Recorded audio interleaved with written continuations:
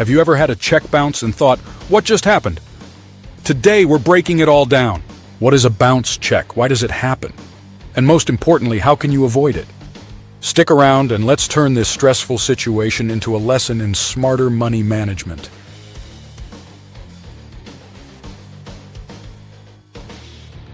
What happens when a check bounces?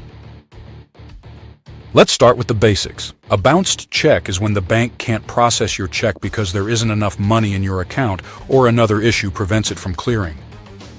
For the receiver, it can mean delayed payment or even penalties, especially if they were counting on those funds. For the issuer, the consequences can be worse. Overdraft fees, damaged trust, and even legal trouble in some cases. Yikes, right? But why does this even happen? Let's take a closer look. The most common reasons for a check to bounce here are the top 3 reasons checks bounce. 1. Insufficient funds. This one's the most common. Simply put, there wasn't enough money in the account to cover the check amount. 2. Closed account. If the issuer's account is closed, the check can't be processed. 3. Stop payment order. Sometimes the issuer stops payment on purpose, though this can lead to complications if done unfairly. Sound familiar? Don't worry, we'll cover how to avoid these situations next. How to avoid bouncing checks. Good news! You can easily avoid bouncing checks with a few simple habits. 1. Track your account balance. Regularly check your account to ensure you have enough funds before writing a check. 2. Set up automatic payments. For recurring bills, use automatic payments to avoid missing deadlines. 3. Consider alternative payment methods. Online transfers or apps like Zelle and Venmo are faster and more secure than checks. These habits not only prevent bounced checks, but also save you time and stress. What to do if your check bounces? So, what if your check does bounce? Don't panic! Here's what you should do.